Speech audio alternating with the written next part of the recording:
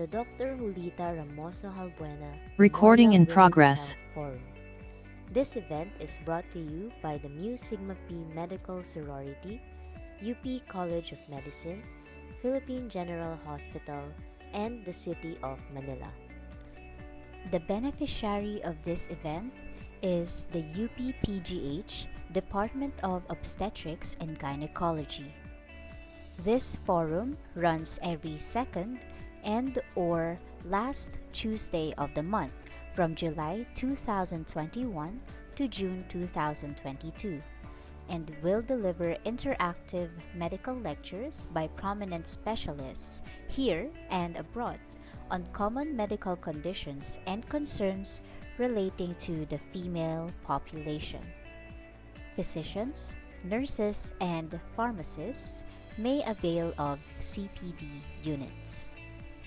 To receive email reminders to future webinars, please register at tinyurl.com/MUwebreg2021.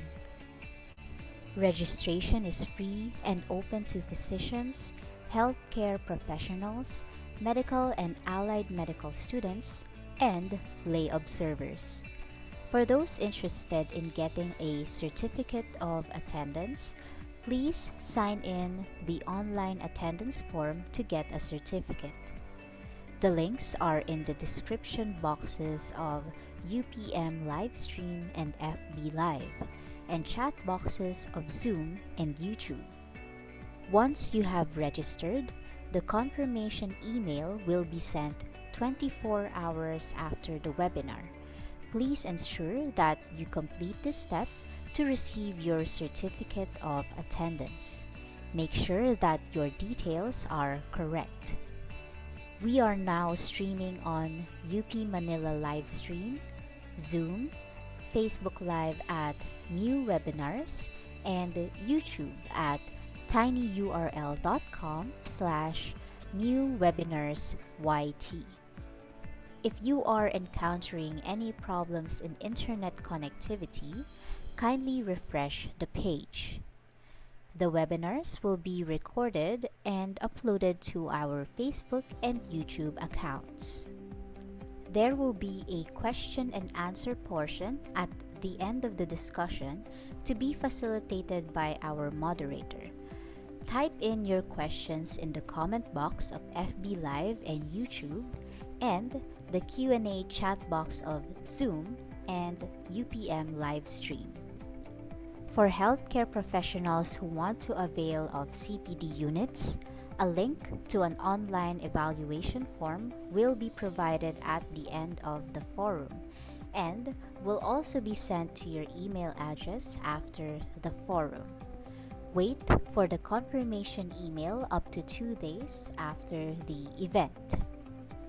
We would also like to invite you to download the Immunity mobile app. It's a user-friendly, physician-guided health mobile app which features 1.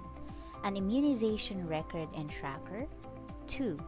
An information atlas on all vaccines available in the Philippines, and 3. Frequently asked questions and myths on vaccination. It is currently available for free on Google Play Store. Additionally, we have installed a set of immunity booster stickers on Viber and Telegram for your use when communicating with your loved ones through the aforementioned platforms. You may download them at tinyurl.com/immunityviber and tinyurl.com/immunityviber2 for the recently launched new set on getting your COVID-19 booster shots for Viber, and at tinyurl.com/immunity-tg for Telegram.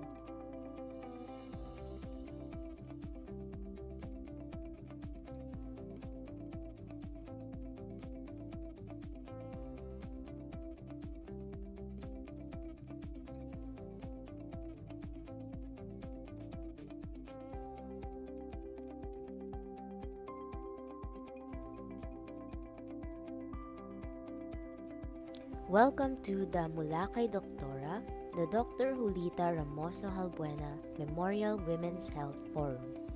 This event is brought to you by the Mu Sigma Phi Medical Sorority, UP College of Medicine, Philippine General Hospital, and the City of Manila. The beneficiary of this event is the UP-PGH Department of Obstetrics and Gynecology. This forum runs every second and or last Tuesday of the month from July 2021 to June 2022 and will deliver interactive medical lectures by prominent specialists here and abroad on common medical conditions and concerns relating to the female population. Physicians, nurses, and pharmacists may avail of CPD units. To receive email reminders to future webinars, please register at tinyurl.com/MUwebreg2021. Registration is free and open to physicians, healthcare professionals, medical and allied medical students, and lay observers. For those interested in getting a certificate of attendance, please sign in the online attendance form to get a certificate. The links are in the description boxes of UPM Livestream and FB Live, and chat boxes of Zoom and YouTube. Once you have registered, the confirmation email will be sent 24 hours after the webinar.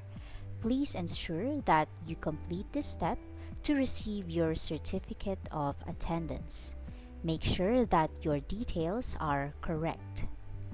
We are now streaming on UP Manila Livestream, Zoom, Facebook Live at Mu Webinars, and YouTube at tinyurl.com/MuWebinarsYT.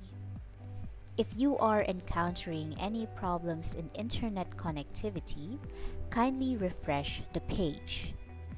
The webinars will be recorded and uploaded to our Facebook and YouTube accounts. There will be a question and answer portion at the end of the discussion to be facilitated by our moderator. Type in your questions in the comment box of FB Live and YouTube and the Q&A chat box of Zoom and UPM Livestream.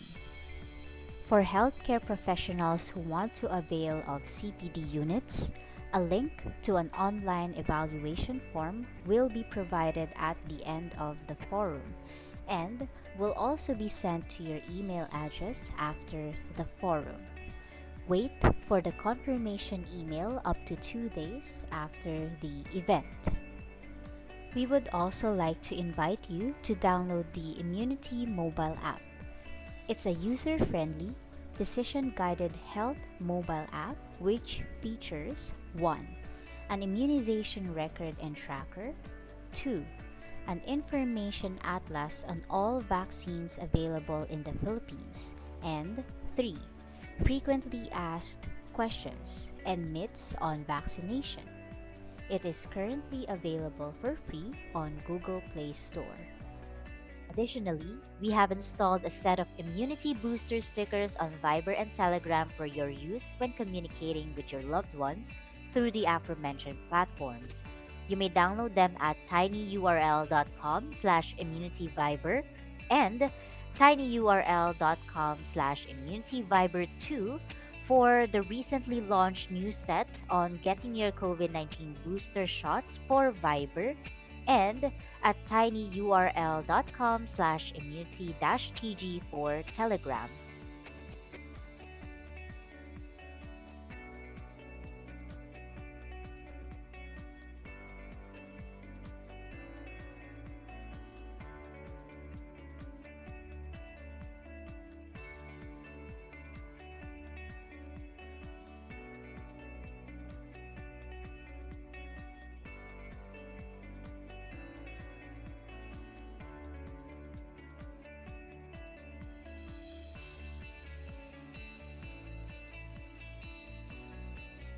Welcome to the Mula kay Doktora, the Dr. Julita Ramoso-Jalbuena Memorial Women's Health Forum. This event is brought to you by the Mu Sigma Phi Medical Sorority, UP College of Medicine, Philippine General Hospital, and the City of Manila. The beneficiary of this event is the UP-PGH Department of Obstetrics and Gynecology. This forum runs every second and or last Tuesday of the month from July 2021 to June 2022 and will deliver interactive medical lectures by prominent specialists here and abroad on common medical conditions and concerns relating to the female population. Physicians, nurses, and pharmacists may avail of CPD units. To receive email reminders to future webinars, please register at tinyurl.com/MUwebreg2021. Registration is free and open to physicians, healthcare professionals, medical and allied medical students, and lay observers. For those interested in getting a certificate of attendance, please sign in the online attendance form to get a certificate. The links are in the description boxes of UPM Livestream and FB Live, and chat boxes of Zoom and YouTube. Once you have registered, the confirmation email will be sent 24 hours after the webinar. Please ensure that you complete this step to receive your certificate of attendance. Make sure that your details are correct. We are now streaming on UP Manila Livestream, Zoom, Facebook Live at Mu Webinars, and YouTube at tinyurl.com/MuWebinarsYT. If you are encountering any problems in internet connectivity, kindly refresh the page. The webinars will be recorded and uploaded to our Facebook and YouTube accounts. There will be a question and answer portion at the end of the discussion to be facilitated by our moderator. Type in your questions in the comment box of FB Live and YouTube and the Q&A chat box of Zoom and UPM Livestream. For healthcare professionals who want to avail of CPD units, a link to an online evaluation form will be provided at the end of the forum and will also be sent to your email address after the forum. Wait for the confirmation email up to 2 days after the event. We would also like to invite you to download the Immunity mobile app. It's a user-friendly, decision-guided health mobile app which features 1. An immunization record and tracker, 2. An information atlas on all vaccines available in the Philippines, and 3. Frequently asked questions and myths on vaccination. It is currently available for free on Google Play Store. Additionally, we have installed a set of immunity booster stickers on Viber and Telegram for your use when communicating with your loved ones through the aforementioned platforms. You may download them at tinyurl.com/immunityviber and tinyurl.com/immunityviber2 for the recently launched new set on getting your COVID-19 booster shots for Viber, and at tinyurl.com/immunity-tg for Telegram.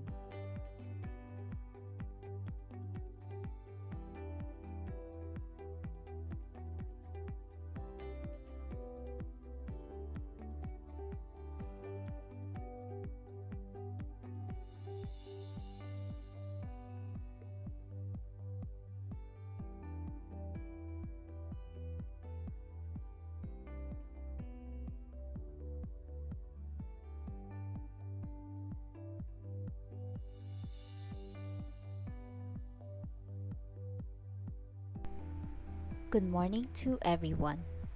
Welcome to today's forum. The forum will start in 15 minutes. Welcome to the MUla kay Doktora, the Dr. Julita Ramoso-Jalbuena Memorial Women's Health Forum. This event is brought to you by the Mu Sigma Phi Medical Sorority, UP College of Medicine, Philippine General Hospital, and the City of Manila. The beneficiary of this event is the UP-PGH Department of Obstetrics and Gynecology.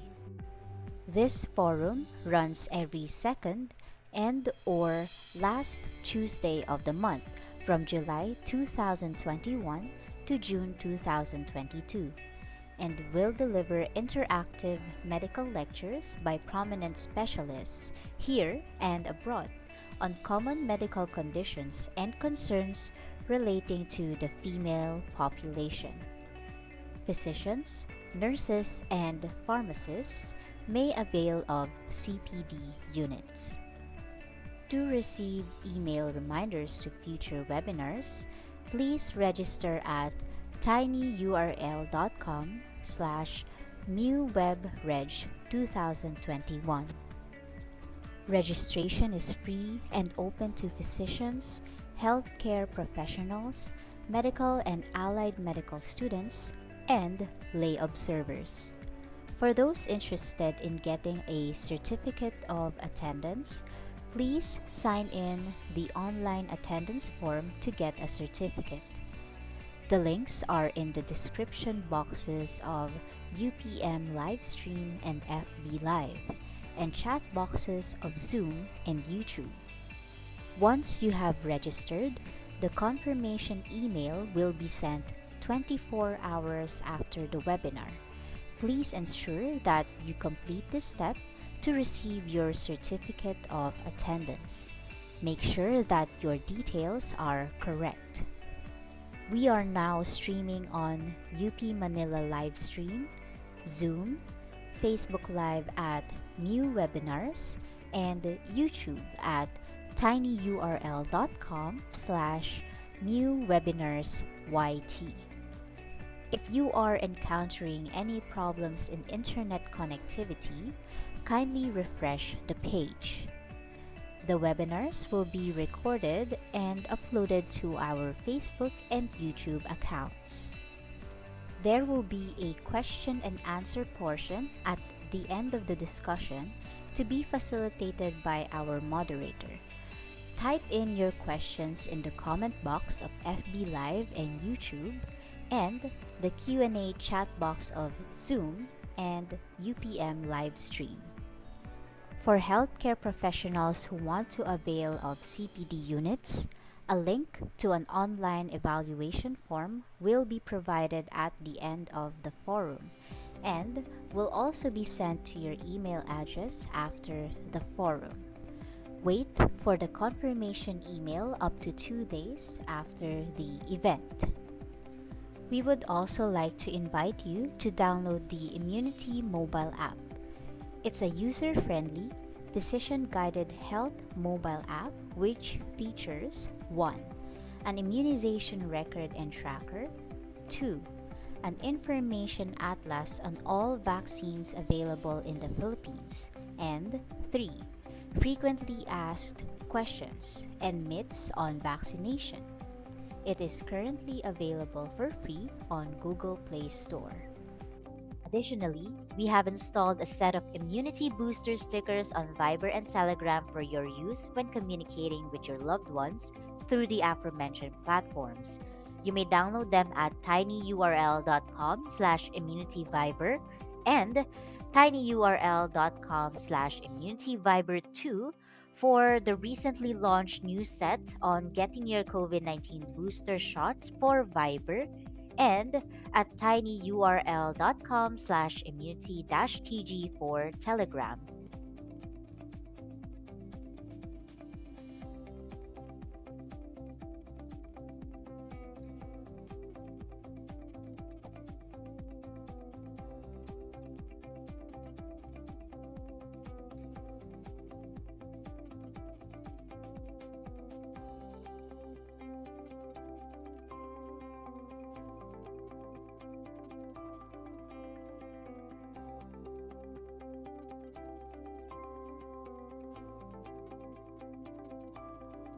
Welcome to the MUla kay Doktora, the Dr. Julita Ramoso-Jalbuena Memorial Women's Health Forum. This event is brought to you by the Mu Sigma Phi Medical Sorority, UP College of Medicine, Philippine General Hospital, and the City of Manila. The beneficiary of this event is the UP-PGH Department of Obstetrics and Gynecology. This forum runs every second and or last Tuesday of the month from July 2021 to June 2022 and will deliver interactive medical lectures by prominent specialists here and abroad on common medical conditions and concerns relating to the female population. Physicians, nurses, and pharmacists may avail of CPD units. To receive email reminders to future webinars, please register at tinyurl.com/MUwebreg2021. Registration is free and open to physicians, healthcare professionals, medical and allied medical students, and lay observers. For those interested in getting a certificate of attendance, please sign in the online attendance form to get a certificate. The links are in the description boxes of UPM Livestream and FB Live, and chat boxes of Zoom and YouTube. Once you have registered, the confirmation email will be sent 24 hours after the webinar. Please ensure that you complete this step to receive your certificate of attendance.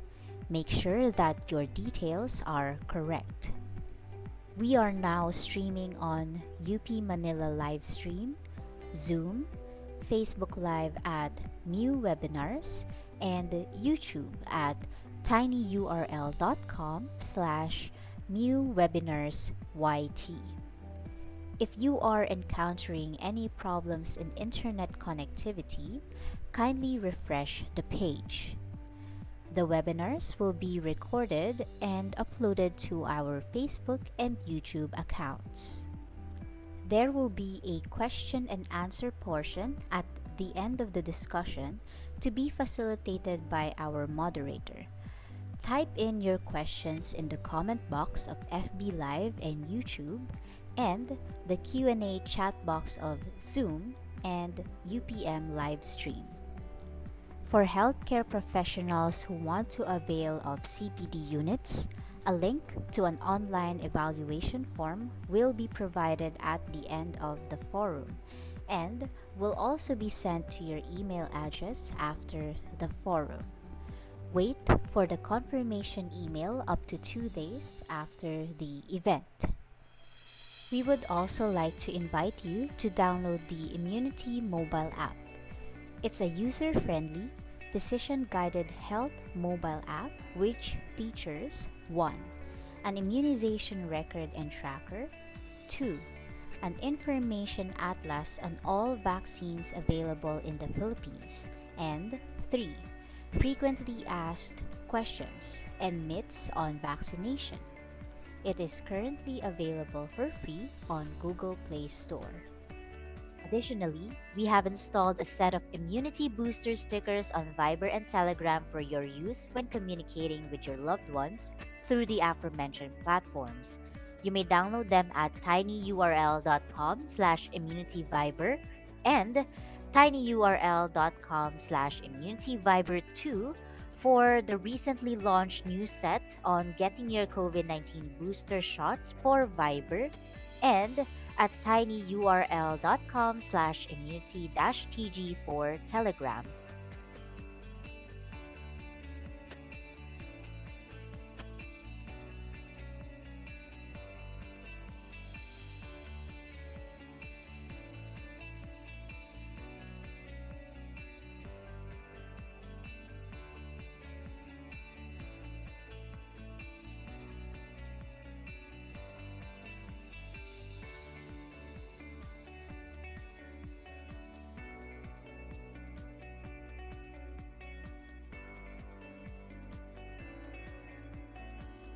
The forum will start in 5 minutes. Welcome to the MUla kay Doktora, the Dr. Julita Ramoso-Jalbuena Memorial Women's Health Forum. This event is brought to you by the Mu Sigma Phi Medical Sorority, UP College of Medicine, Philippine General Hospital, and the City of Manila. The beneficiary of this event is the UP-PGH Department of Obstetrics and Gynecology. This forum runs every second and or last Tuesday of the month from July 2021 to June 2022 and will deliver interactive medical lectures by prominent specialists here and abroad on common medical conditions and concerns relating to the female population. Physicians, nurses, and pharmacists may avail of CPD units. To receive email reminders to future webinars, please register at tinyurl.com/MUwebreg2021. Registration is free and open to physicians, healthcare professionals, medical and allied medical students, and lay observers. For those interested in getting a certificate of attendance, please sign in the online attendance form to get a certificate. The links are in the description boxes of UPM Livestream and FB Live, and chat boxes of Zoom and YouTube. Once you have registered, the confirmation email will be sent 24 hours after the webinar. Please ensure that you complete this step to receive your certificate of attendance. Make sure that your details are correct. We are now streaming on UP Manila Livestream, Zoom, Facebook Live at Mu Webinars, and YouTube at tinyurl.com/MuWebinarsYT. If you are encountering any problems in internet connectivity, kindly refresh the page. The webinars will be recorded and uploaded to our Facebook and YouTube accounts. There will be a question and answer portion at the end of the discussion to be facilitated by our moderator. Type in your questions in the comment box of FB Live and YouTube and the Q&A chat box of Zoom and UPM Livestream. For healthcare professionals who want to avail of CPD units, a link to an online evaluation form will be provided at the end of the forum and will also be sent to your email address after the forum. Wait for the confirmation email up to 2 days after the event. We would also like to invite you to download the Immunity mobile app. It's a user-friendly, physician-guided health mobile app which features 1. An immunization record and tracker, 2.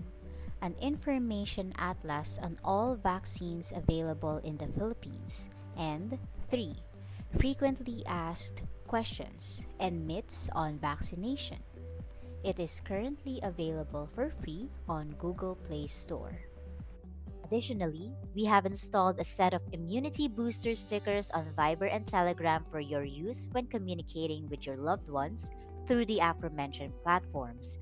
You may download them at tinyurl.com/immunityviber and tinyurl.com/immunityviber2 for the recently launched new set on getting your COVID-19 booster shots for Viber, and at tinyurl.com/immunity-tg for Telegram.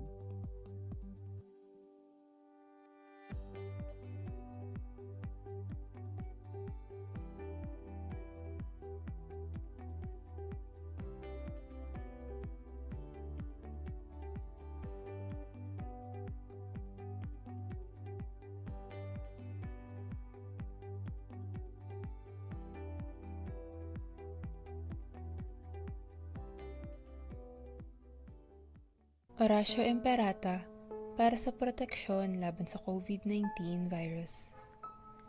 Mahabagin at mapagmahal na Ama, nagsusumamo kami sa iyo upang hilingin ang iyong patnubay laban sa COVID-19 na nagpapahirap sa marami at kumitil na ng mga buhay. Tunghayan mo kami ng may pagmamahal at ipagadya kami ng inyong mapaghilom na kamay mula sa takot sa kamatayan at karamdaman. Itaguyod mo kami sa pag-asa at patatagin sa pananampalataya. Gabayan mo ang mga dalubhasang naatasan na tumuklas na mga lunas at paraan upang ihinto ang paglaganap nito. Nagpapasalamat kami sa mga bakunang naisulong sa patnubay ng iyong mga kamay. Pagpalain mo ang aming mga pagsisikap na mawakasan ng mga bakuna ang pandemya sa aming bayan. Patnubayan mo ang mga lumilingap sa may sakit upang ang kanilang pagkalinga ay malaki pa ng husay at malasakit. Pagkalooban mo sila ng kalusugan sa isip at katawan, katatagan sa kanilang paninindigang maglingkod at ipagsanggalang sa karamdaman. Itinataas namin ang mga nagdurusa. Makamtan nawa nila ang mabuting kalusugan. Lingapin mo rin ang mga kumakalinga sa kanila. Pagkamitin mo ng kapayapaang walang hanggan ang mga pumanaw na. Pagkalooban mo kami ng biyaya na magtulong-tulong tungo sa ikabubuti ng lahat. Pukawin sa amin ang pagmamalasakit sa mga nangangailangan. Sa pagdamay at malasakit namin sa bawat isa, malampasan nawa namin ang krisis na ito at lumago sa kabanalan at pagbabalik loob sa iyo. Hinihiling namin ito sa pamamagitan ni Hesukristo na nabubuhay at naghaharing kasama mo at ng Espiritu Santo, Diyos magpasawalang hanggan. Amen. Tumudulog kami sa iyong patnubay, mahal na Ina ng Diyos. Pakinggan mo ang aming mga kahilingan sa aming pangangailangan at ipag-adya mo kami sa lahat ng kasamaan, maluwalhati at pinagbalang Birhen. Amen. Mahal na Birhen, mapagpagaling sa may sakit, ipanalangin mo kami. San Jose, ipanalangin mo kami. San Rafael Arcangel, ipanalangin mo kami. San Roque, ipanalangin mo kami. San Lorenzo Ruiz, ipanalangin mo kami. San Pedro Calungsod, ipanalangin mo kami. Welcome to the MUla kay Doktora, the Dr. Julita Ramoso-Jalbuena Memorial Women's Health Forum. This event is brought to you by the Mu Sigma Phi Medical Sorority, UP College of Medicine, Philippine General Hospital, and the City of Manila. The beneficiary of this event is the UP-PGH Department of Obstetrics and Gynecology. There will be a question and answer portion at the end of the discussion to be facilitated by our moderator. Type in your questions in the comment box of FB Live and YouTube and the Q&A chat box of Zoom and UPM live stream. The title of this forum is All About Exercise, Let's Move, or Tara na't Gumalaw, Magsaya't Sumayaw. Today's forum aims to give us insights on the basic exercise routines and the importance of exercise to a woman's health and well-being.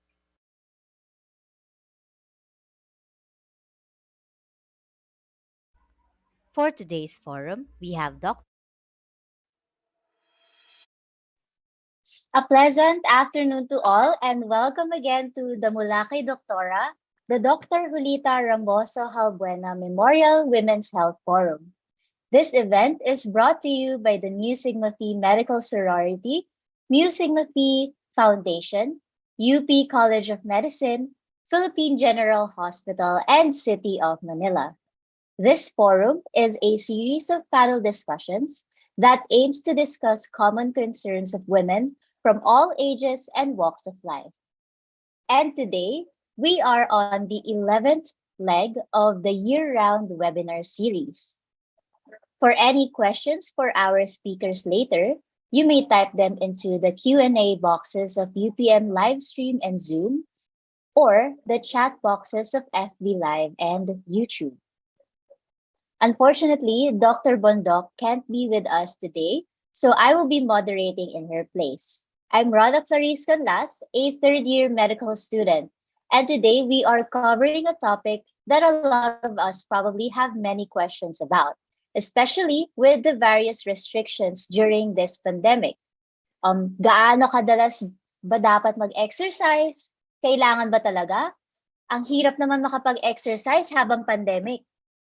Fortunately, our 11th webinar entitled All About Exercise, Let's Move aims to focus on the importance of exercise on both pregnant and non-pregnant individuals and how we can incorporate it into our daily routine. To formally start the webinar, I am honored to introduce our speakers. Here with us today are well-known individuals in their respective fields. We have with us Dr. Maria Stephanie Faye S. Cagayan, an obstetrician and gynecologist, and Miss Katherine Adrielle R. Bersola, an intern and professional volleyball player. Our first speaker is Miss Katherine Adrielle R. Bersola. Kathy is currently a medical intern of the UP College of Medicine, class of 2022. She graduated summa cum laude from her bachelor's in sports science degree in UP Diliman. Apart from being successful in academics, Kathy is a well-known student athlete in her undergraduate years and has been a professional volleyball player for Perlas Spikers. Without further ado, let's call on our very own Miss Katherine Adrielle R. Bersola from Mu Sigma Phi Sorority Batch 2022. Hi, good afternoon, everyone. Thank you for being here, and let me just share my screen so we could start.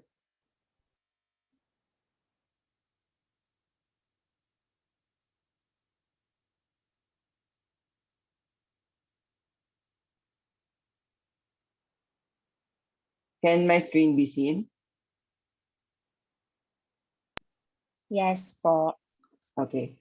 So the title of our activity today is Let's Move, all about exercise. So I'll just be talking about some of the basics of exercise. What are the benefits that it has for health and wellness? How much and how often should one person exercise, and how and where can one begin? These are some of the questions that I get a lot from my friends, and napaka-important talaga ng mga bagay na to, lalo na nasa pandemic tayong lahat, and we all want to stay active. So let's set the situation a bit. So a modern problem we have now is inactivity. So a lot of scientists and researchers have called it the silent killer. Kasi 1/3 of the global population aged 15 years and older engages in insufficient physical activities. So bale, sinasabi nila na a lot of us are sedentary, lalo na in modern times where technology has made a lot of things easier, and where a lot of people have desk jobs and don't get to exercise as much talaga. So research suggests that many adults spend more than 7 hours a day sitting down at work, on transport, or in their leisure time. So you can see naman sa pictures on the left that these are what a lot of us would do on a normal day. Sit in front of our laptops, relax by watching movies and series on Netflix. So a lot of that is would have us sitting down for long periods of time. So that's almost a third or more of our whole day. So yung pinaka-sedentary daw na age group is yung above 65, since most of them are retired na, and they'd spend more than 10 hours sitting down. So I'll give you a quote that I saw that really struck me. It said, "The doctor of the future will give no medicine, but will involve the patient in the proper use of food, fresh air, and exercise." Sabi daw yan ni Thomas Edison. So parang ako, naniniwala rin ako na exercise really is medicine, and it is really important in prevention of so many diseases that a lot of people are facing right now. So parang sinasabi niya na someday when we all understand that these are the basic things that make up our health and how we can make our health better, then maybe there'd be less people getting sick, there'd be less need for medications, and yun, parang hopefully that's something that we can integrate in our healthcare system much more better in the coming years. So what are the benefits nga ba of exercise? So yun, I could go on and on about these, and you can trust me or you can check for yourself. There are thousands of studies and research done about different types of exercise and how they can prevent a lot of diseases. So ito yung pinaka-studied. So exercising regularly can reduce your risk of major illnesses like coronary heart disease, stroke, type 2 diabetes, and cancer, and can even lower your risk of early death by up to 30%. Other diseases that it can also prevent is yung mga musculoskeletal like osteoarthritis, osteoporosis, and then for the elderly, it can reduce the risk of falls and yung mga hip fractures ganon dahil sa fragility. Then it's also been proven to boost self-esteem, mood, sleep quality, and energy, as well as it reduces the risk of getting too stressed out and getting clinical depression, dementia, and Alzheimer's disease. Sobrang dami ding studies about this. Then exercise can also increase your stamina and capacity for work. So it also benefits your daily life. It reduces the risk of injuries, improves strength, develops and maintains functional movement. So if you exercise regularly until tumanda ka, you will be most likely you will be able to continue doing your regular physical activities and the things that you love. So exercise has also been a non-pharmacologic intervention for a myriad of diseases. Coming as a school, like we see that a lot sa charts, non-pharma, then prescribing exercises for our patients. And lastly, it's fun. It's something that you can enjoy and something easy to do and something that can be very fun for you and your friends. So what are the types of exercises that we can do? Hindi lang ito yung exercise na pwede nating gawin, pero ito yung naisip kong pinaka-general and yung pinaka-madaling i-apply for people who want to start exercising. So we have aerobic exercise. Ang pinaka-benefit niya is it provides cardiovascular conditioning. So yung puso natin, pinapalakas niya. And it helps us with our endurance, ganon. So parang we can do things for longer periods of time. Ginagamit ng energy system, yung oxidative energy system, which uses oxygen, and it's usually low intensity and longer duration. So examples are jogging, biking, yon, aerobic exercises yung mga ganon. The next we have muscle strengthening na exercises. So these develops muscles and strengthens bones. They're of higher intensity and shorter duration usually. And ito, binibilang siya in sets and repetitions. And lastly, we have sports and physical activity. So people would ask, physical activity, so that's anything, di ba? So walking, that's already an exercise. Doing chores, that's already an exercise. Standing, it's already a type of physical activity. So for me, it's very important to emphasize that these daily activities, these little things that we can do, that we already do, are already exercises, and that it's something that we should do more of. So yun, it's anything that requires you to move, anything that you enjoy doing, or and one of the benefits niya is that it can develop multiple skills and different energy systems, unlike yung aerobic and muscle strengthening. So how often or how much should we exercise nga ba? According to ACSM guidelines, and ito rin yung ginagamit ng mga societies ng mga non-communicable diseases. So we can exercise for at least 150 minutes a week ng moderate intensity na exercise. So ano yung moderate intensity? Yung intensity is, we count this by how much we elevate our heart rate dito sa definition na to. So ito dapat yung you can still talk and your breathing is increased. So it's either 150 minutes of this or 75 minutes of vigorous intensity exercise per week. So ano naman yung vigorous? It's when you're already having difficulty talking and when you're already breathing fast. So mga higher intensity na exercises. So itong minutes na to, it's per week. So it doesn't have to be 150 minutes ka mag-exercise every day. So example, if you can only exercise for 30 minutes in a week, in a day, then you can do that for 5 days. So na-meet mo na yung 150 minutes per week. Ganun siya. So it's spread out throughout the week. And of course, you'd have to sing it ng rest in between those days. Then it's also important to have 2 days a week of strength building exercises such as resistance exercises and body weight exercises. And if for older adults, it's very important also to have 2 days a week na balance exercises. So this can help reduce the chances of fragility and falls.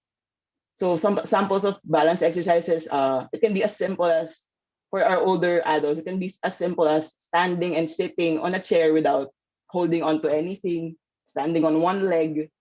It can be yoga as well or other activities like bowling, ganon. So these are all things that can develop balance. So how do we get started? That's usually the biggest question. Kasi a lot of people want to start living a healthier life with physical activity. So it's very important, first of all, to determine your goal. Kasi how we plan or how you plan your fitness journey will always depend on your goals. It can be for you to lose weight. For athletes, it can be to get better at their sport. And it can be as simple as wanting to look better or wanting to have nicer arms, ganyan. Pero syempre, dapat yung goals natin realistic and parang more sustainable, something that we can actually reach. And better sana if among your long-term goals, meron tayong short-term goals sa loob that will be faster and easier for us to reach so that we can get that sense of achievement para rin inspire tayo na tuloy-tuloy natin siyang gawin. Then next is you should assess yourself. So, what do you think you can do? Ano yung mga exercise na kaya mong gawin? Ano yung mga na-enjoy mo na exercise? Ano yung fitness level mo? So, para pag nagplano ka, hindi ka mabibigla na you start off na sobrang bigat agad ng ginagawa mo or sobrang tagal mong nagja-jogging. Kasi, hindi pwede yun. Kasi high risk yun for injury and high risk din yun na mapatigil ka mag-workout kasi nahirapan ka. So you have to assess yourself or get help from personal trainer to assess you. Then lastly, you have to assess your resources. So if you're at home lang, where can you exercise? Or do you have a gym nearby that you have access to? Do you have equipment available at your home? Or yun nga, kaya mo bang magpunta sa mga commercial gyms? And one very important thing is, will you be able to consult an expert for help?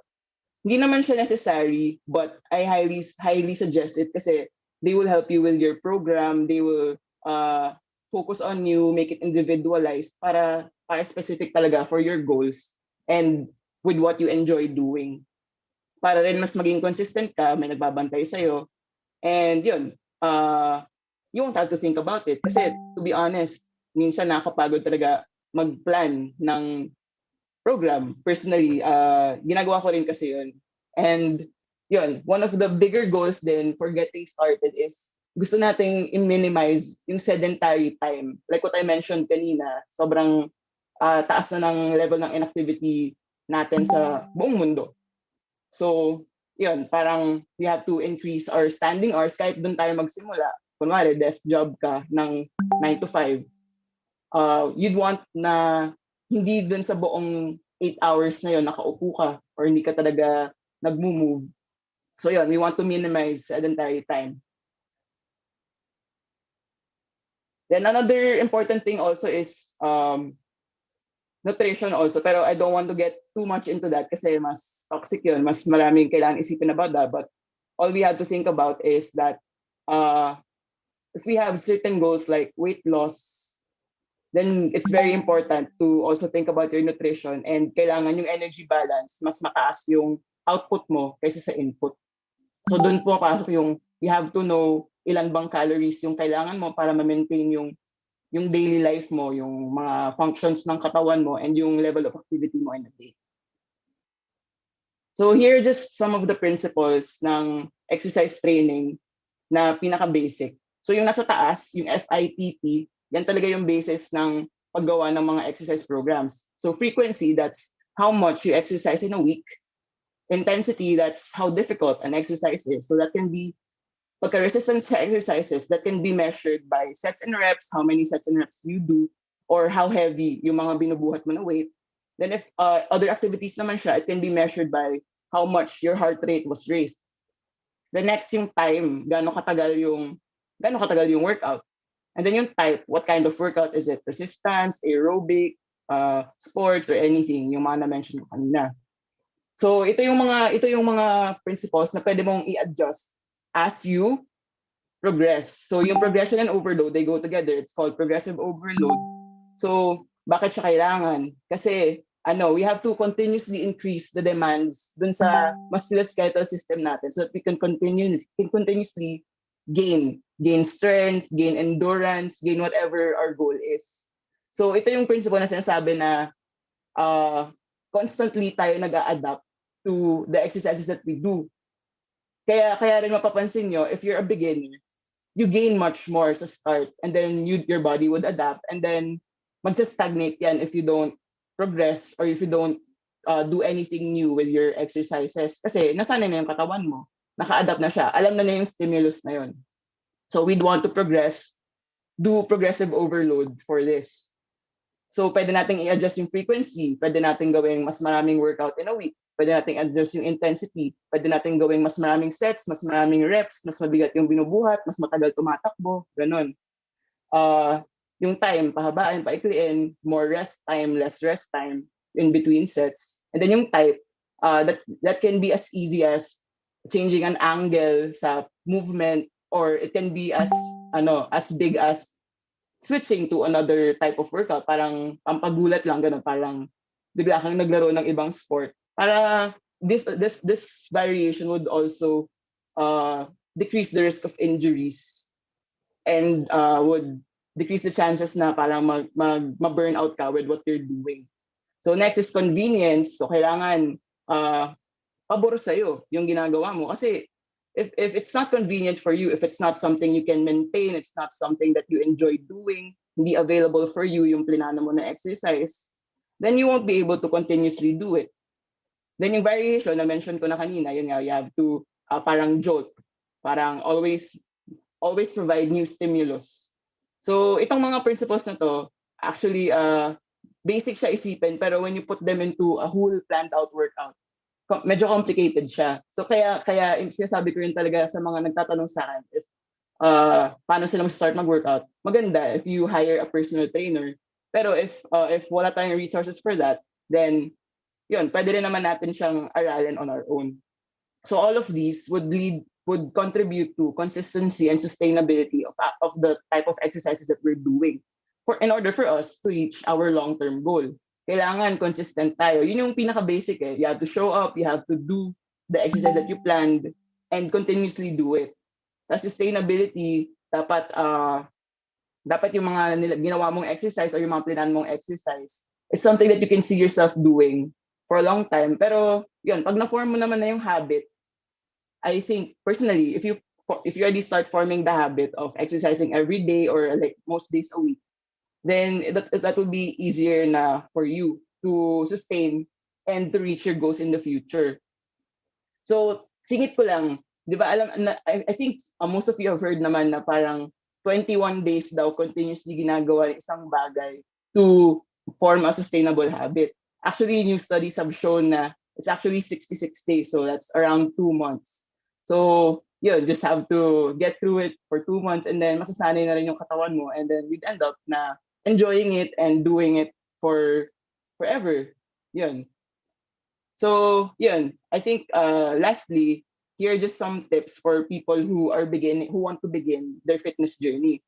Very important to. First, find other people to exercise with. Encourage your family to bond through different activities. Like what I said, can be as simple as walking together, going on hikes, biking together with your family, or it can be yung mga video games na would make you move, like yung Just Dance, ganyan, or walking the dog. It can be as simple as that. So if we have other people we exercise with, we'd be more motivated. We'd have an accountability partner. They should know your goals. You should know their goals, and uh, you'd have more fun with it, and you'd be more inspired to do what you're doing and continue with what you're doing. Kahit mahirap, syempre hindi naman natin sabi na madali lagi or madali lagi yung exercise. Then next, ito, wala siyang definite scientific na recommendation kung how many minutes talaga siya or how many hours in a day should you be standing for you to get benefits. Pero ito yung pinaka-common na nire-recommend ng different experts. So you should try to stand or walk for at least 15 minutes per hour, especially when you have a desk job. Kaya nauuso ngayon yung mga standing desk, yung mga sa workplace na yung mga meron pa ngayon parang bike na desk, stationary bike na desk. Kasi we really want to curb yung modern problem natin of physical inactivity. So yeah, these are simple things that you can do. Then next, favorite ko rin to, walking is underrated. People would think na, oh, lakad lang yan, like wala yung magagawa for me and for my fitness level. That's not true. Walking is really underrated. Tapos sabi nila, di ba parang 10,000 steps dapat in a day for you to get the health benefits that you want for cardiovascular fitness. Actually, yung studies have shown na 7,000 na lang. So, how do we put that into perspective? Ako, as a medical intern, 7,000 steps, I would surely reach that in one duty.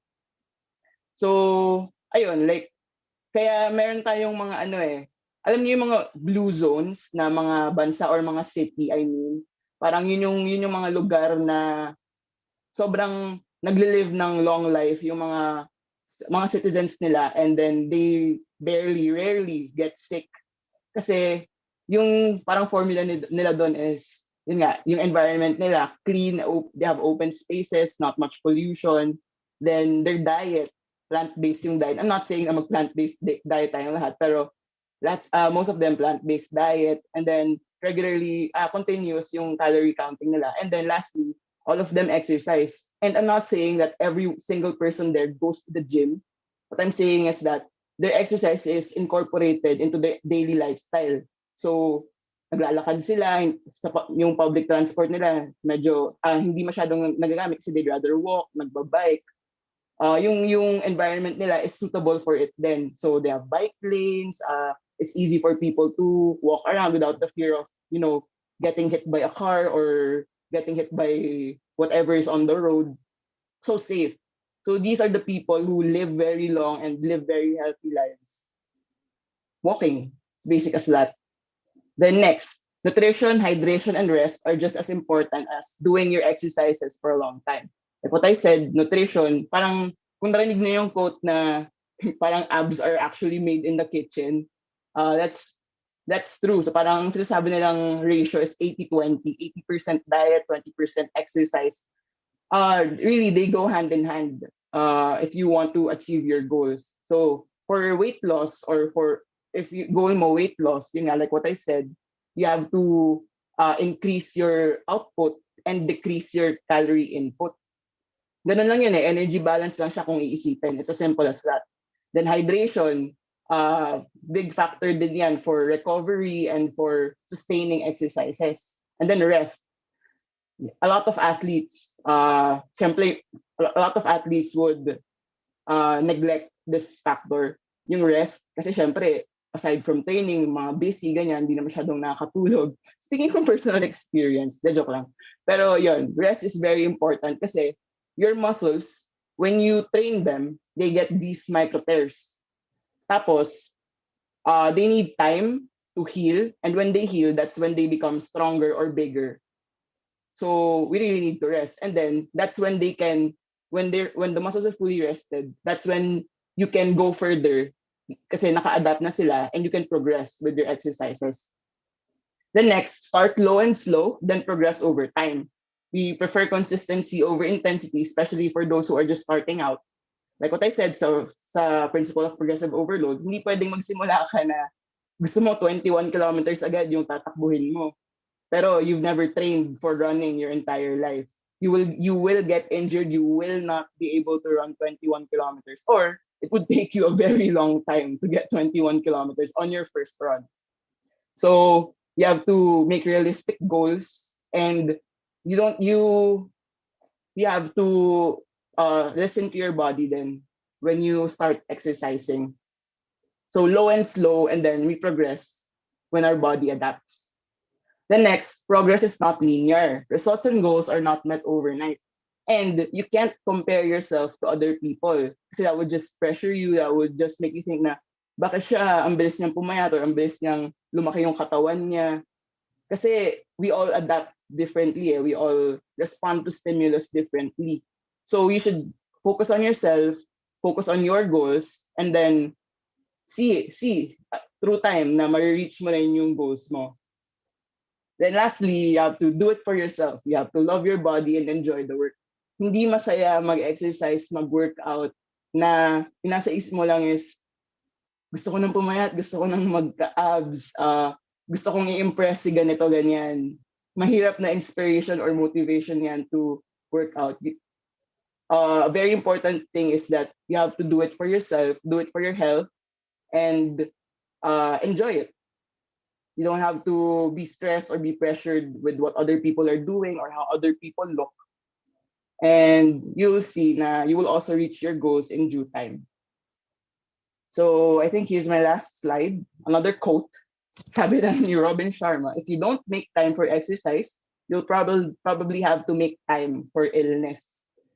Kasi nga, very important na preventive measure ang regular exercise. And it's also a very important factor in managing a lot of the diseases that na yung mga sobrang daming tao nagkakaroon ng diseases na yun. Like what I said, hypertension, diabetes, ganon. So yan, I hope you picked up a thing or two from this talk, and here are my references. Ayun, so I just want to remind you guys that exercise is medicine and also a very important preventive measure for different types of diseases. Thank you. Thank you so much po, Ate Cathy. Actually, the past few minutes made me want to exercise again. As an exercise enthusiast then, grabe. I agree, and I really encourage everyone to move their bodies, especially if they have their free time na.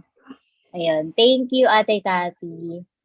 Okay, so to further enlighten us about this topic, let's welcome our second speaker, Dr. Maria Stephanie Faye S. Cagayan. So Dr. Maria Stephanie Faye S. Cagayan, an esteemed alumna of the UP College of Medicine Class 1993.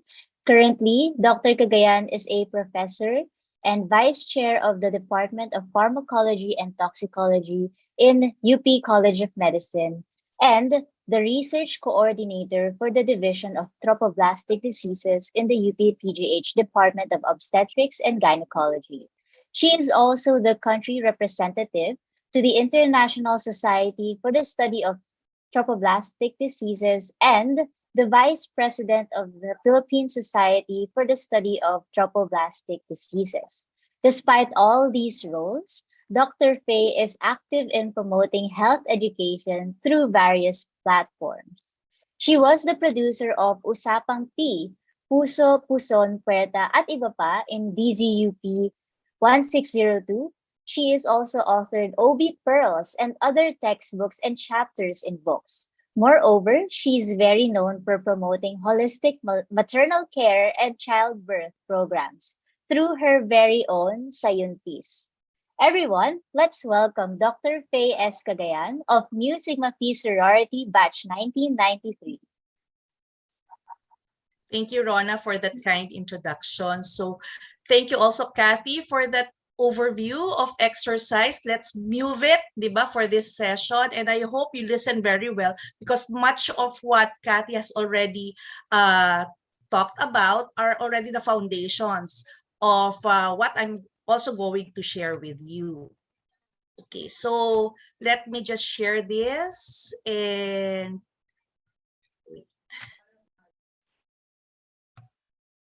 Ay, sorry. Ano na po nakikita ninyo?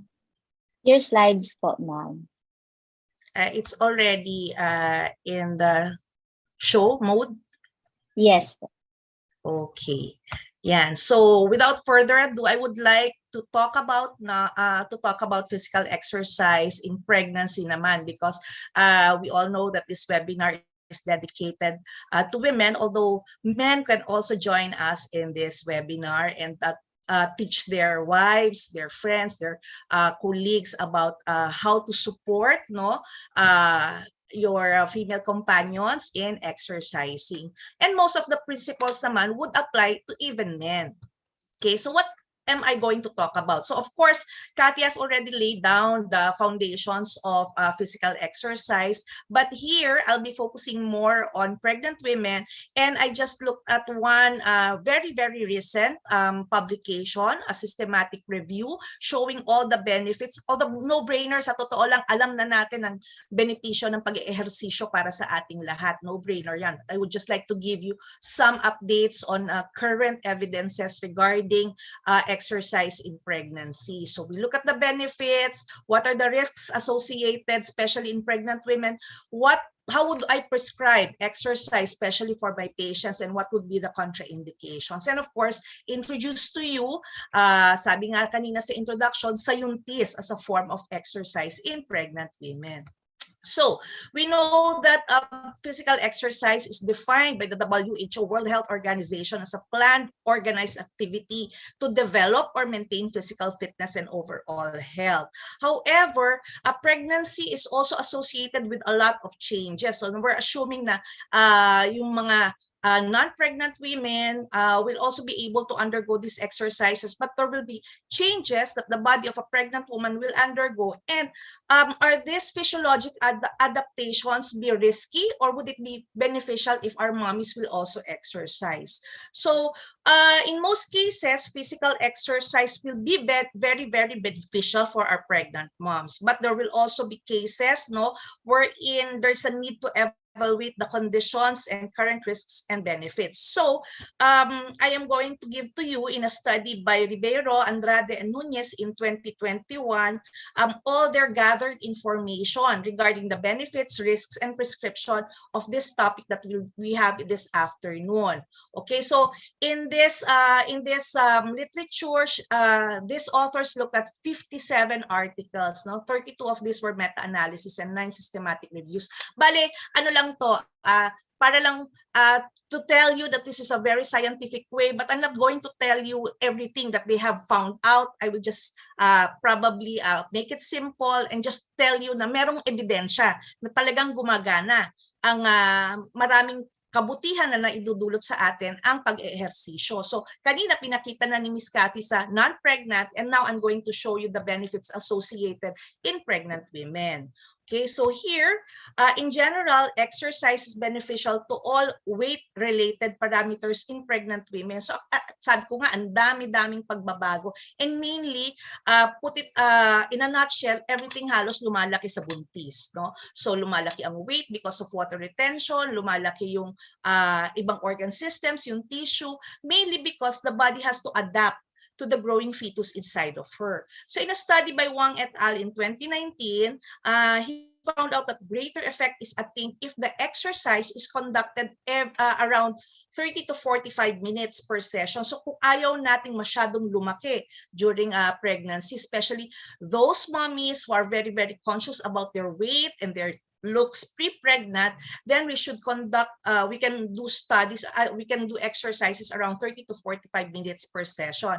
And this would be 3 times a week throughout the entire pregnancy. So if you're going to look at this, this is very, very similar to what a non-pregnant woman will also be doing. So a significant weight management is achieved in exercise groups, which can reduce the likelihood of having excessive gestational weight gain, meaning yung baby sa ating sa sinapupunan ay lalaki ng husto. So, dinidecrease niya yung chance na yon by around 18 to 61%. Of course, one consideration ng isang mommy is gusto niya maka-normal. Ayaw niya na cesarean. And of course, if too big ang baby natin, the chances of a cesarean section would actually be higher. So here, this just shows that exercise will help us in maintaining a good weight for both the mommy and for the baby.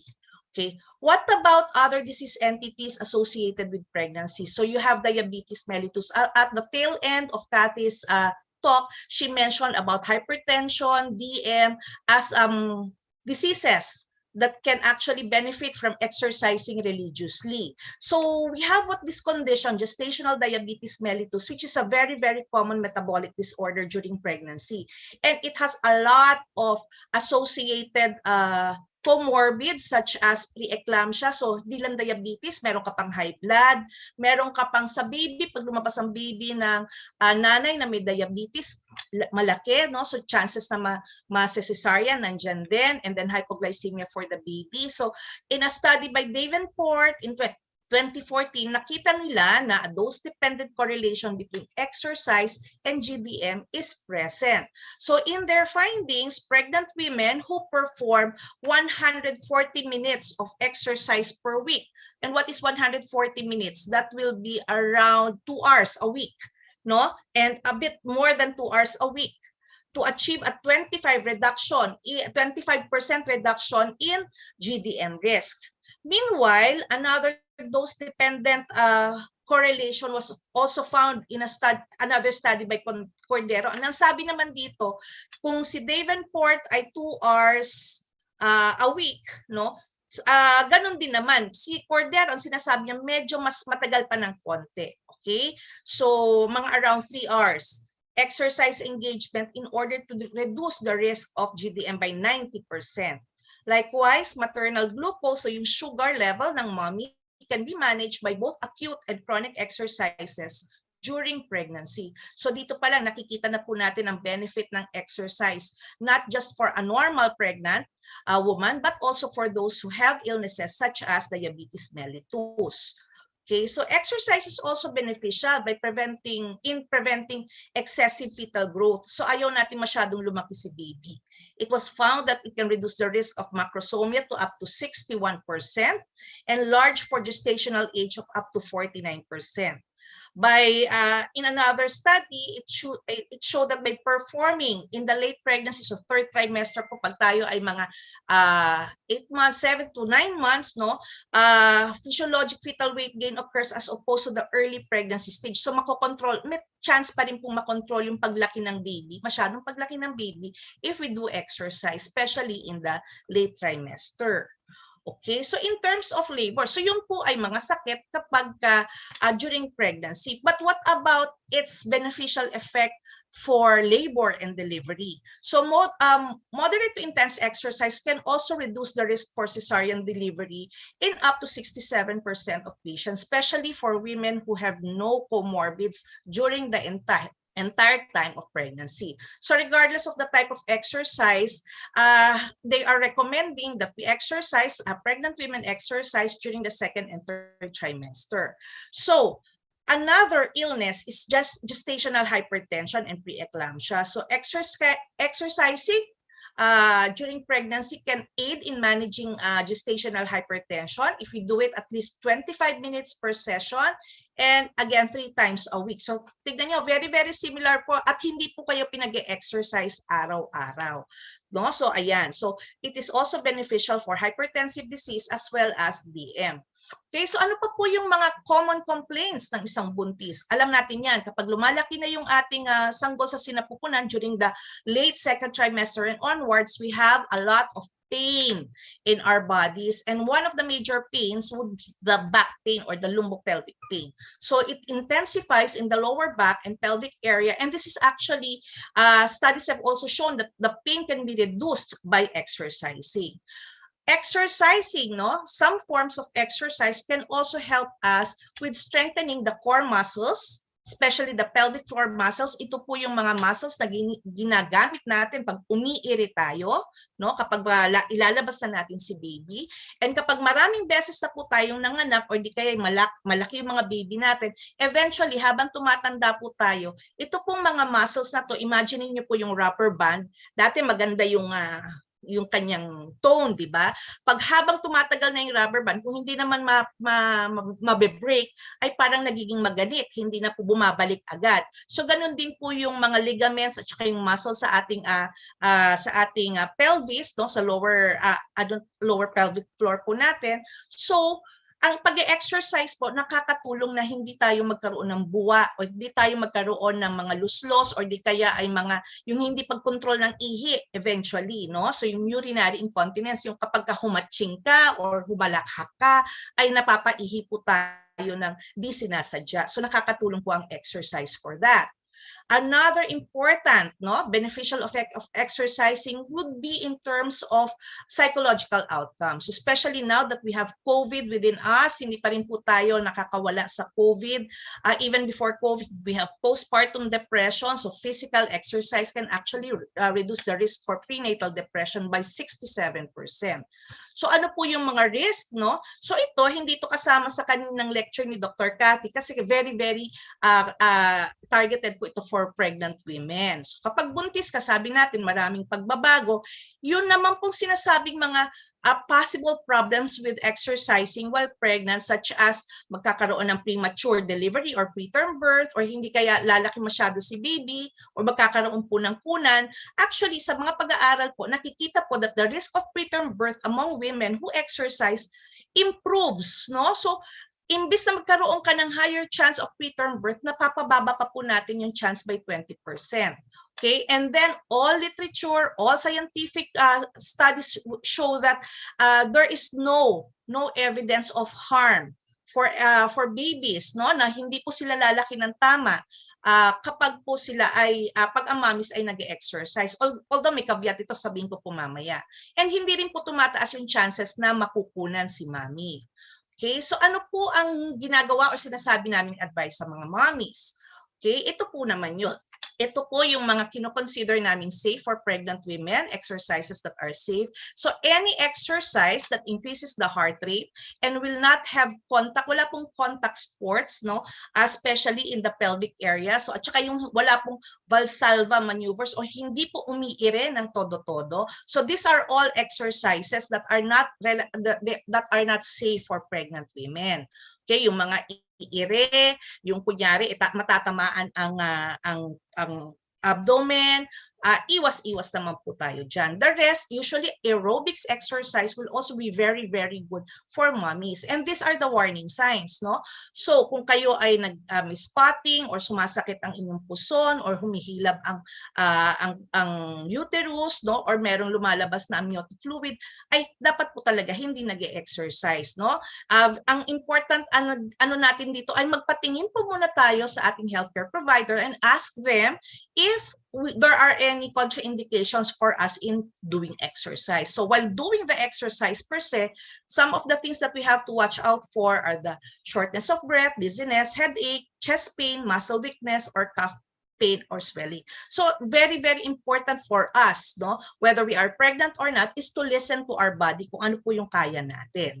So ang absolute contraindications po natin, meaning if you have these conditions during pregnancy, wag na po muna tayong mag-exercise. Antayin na lang po natin na makapanganak tayo. So absolute contraindications would be kapag pumutok na po ang panubigan. Ay kapag po kinokontrol naman ng inyong OB, ang inyong labor, kunyari hindi pa po kayo term pregnancy, like for example, you're only 6 months or 7 months, and then palaging humihilaban siya, huwag po muna mag-exercise. Okay, so if you have unexplained bleeding, vaginal bleeding, hindi natin alam kung saan nanggagaling, ayun po. Okay, so if we have intrauterine growth restriction, ibig sabihin ay from the start, maliit naman talaga si baby at pinapalaki nga, so wag na natin i-ano natin yung mga exercise niya. There are medical conditions that will not allow us to actually exercise, except of course, if they are controlled. So your doctor can tell you, no, since controlled naman, naka-medicate ka naman, there will also be some exercises that may be good even if you have some medical problems. And then these are all the relative contraindications, no, if you have symptomatic anemia. Pero po talagang ang importante po dito, magpatingin muna at magtanong kung pwede po bang mag-exercise, and you will be examined and tatanungin din po kayo sa mga conditions nyo even before pregnancy, and then sasabihin po sa inyo kung pwede or hindi. In most cases, most pregnancies are uncomplicated and should not have any problems when exercising. Okay? So, nabanggit po kanina yung salitang sayuntis. Okay? Sabi nga po, ako po yung creator ng sayuntis. So, it's a pregnancy preparation program that I developed in 2007. It's a combination of two words. It's sayaw at buntis. So basically, I ask my patients to do yoga, breathing exercises, and some dance movements. These dance movements will target core muscles that are used in pregnancy. And probably the emphasis here is the holistic approach and preparation, no, for birth and beyond. So hindi po enough na we just talk about exercising. Usually when we prescribe sayuntis for mommies, kasama na po dyan sa pakete or parcel would be proper nutrition. So pakita ko lang po, no, how we do this in actual practice, how I enjoin my patients to do exercise during pregnancy at po yung ating outcome. Ayan, nag-labor na po yung patient ko. 7 centimeters na po siya dyan. Ako po yung naka-orange. Hindi po ako yung buntis at manganganak.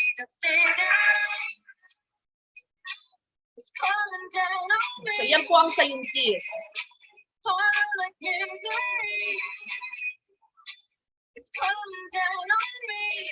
Ang sarap po magsayaw, ano? So, kung nakaupo po kayo, sayaw-sayaw lang po muna tayo, indak-indak.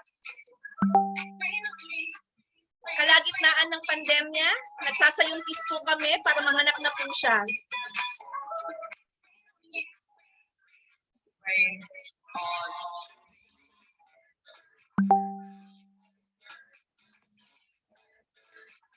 Ano na lang po, sumunod na lang po kayo kung napapaindak din po kayo.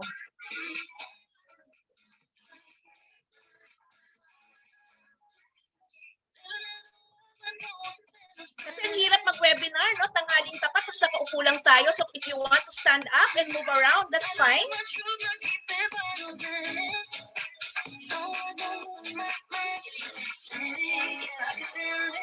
Sabi nga ni Kathy kanina, do something that you enjoy.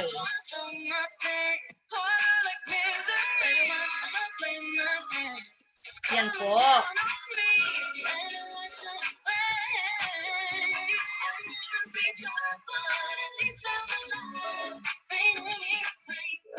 Mga after 2 hours po, nanganak po yung patient. Hindi po siya gumamit ng painless. Hindi po siya nag-epidural anesthesia. Yan. Nanganak po siya without anesthesia.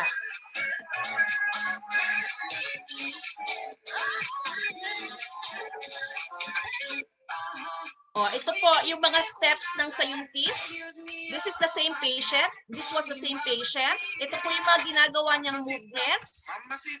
When she was, diba, during her pregnancy, these were the movements of sayuntis which prepared her for the joyful, no, and painless delivery without anesthesia.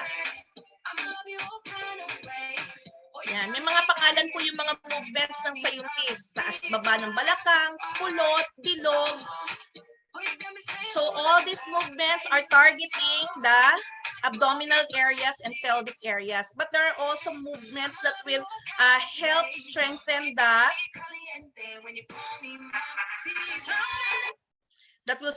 also the arms and other parts of the body.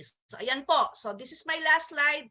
Just to tell you that exercise is found to be beneficial with halos very, very little risk. No? If you have no complications during your pregnancy, you can easily do it. Dahil takot po ang mga OB, mas gusto nila after the first trimester. But if you are already an elite athlete or you're doing exercise before you got pregnant, wala pong kaso yun, tuloy lang po. no? Basta magpaalam din lang muna sa inyong mga OB, sa inyong mga midwives, nurses, kung pwede pong mag-exercise. And then sabihin nyo rin po kung ano pong klaseng exercises ang gagawin natin. And then just follow the warning, signs, and contraindications that I have mentioned here. And definitely, your labor and delivery will not just be easy, it will also be joyful. Yan.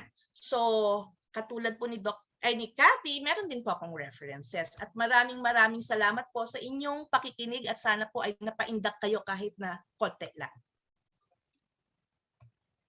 Thank you so much po, Doktora Faye. That was very enlightening and hindi pa po ako buntis pero nakaka-enjoy po yung sayaw nyo. Thank you for that po. And yeah, for sure, marami pong nag-gain na knowledge yung audience natin from you. So, just a quick overview. Today's topic introduced and strengthened our understanding on the importance of exercise on women's health, regardless of whether she's pregnant or not. And I know that everyone is so excited to ask their questions and share their opinions, but let's hear first from our reactor. Okay, so to also give some of her insights on today's talks, we have here Miss Raquel Bartolome. So Ms. Raquel is currently the Sales and Marketing Director for Pacific Synergy Food and Beverage Corporation. While being busy with her day job, Ms. Raquel doesn't forget to be a cool mom to her two wonderful daughters. She makes sure to share her passion for food, fashion, and fitness with them. Actually, Ms. Raquel has her own personal YouTube channel, Totally Rack Vlogs, and there she shares how she rocks the world in a good way. Without further ado, let's all welcome and hear from Ms. Raquel Bartolome.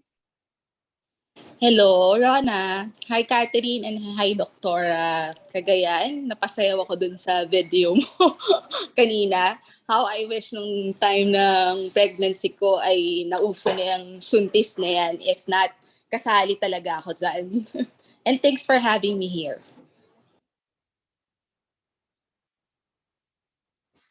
Yes. Thank you. Yes, Ma'am Raquel. So, before that, what do you think of our webinar po, Ma'am Raquel? Actually, I'm very excited when a friend asked me to do this part, no. Kasi as a mom of two, I have two daughters na 21 years old na and then 17. And I'm already 45 years old but still doing CrossFit right now. So I'm really very athletic and active. I work out thrice a week. So kahit gaano ka-busy sa trabaho, I make sure na nakaka-workout ako 3 times a week. And then pag may extra time, I also run sa weekends. That's good to hear po. I hope that our audience will be encouraged as well, the same as you are. So, okay, now, do you have any questions po for our speakers, Ma'am Raquel? Kay Doktora, how do you encourage your patients to dance? Lalo na yung syempre yung alam mong medyo takot kumilos. Wait. Actually, hindi ko sila sinasabihan kung anong gagawin nila.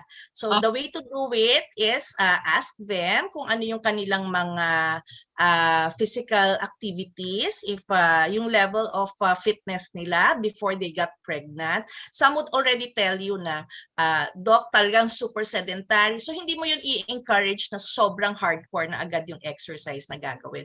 Meron talagang mga pasyente na ayaw magsayaw, hindi nila feel yung magsayaw. But siguro in 10 patients, no, out of 10 patients, 1.5 lang yun.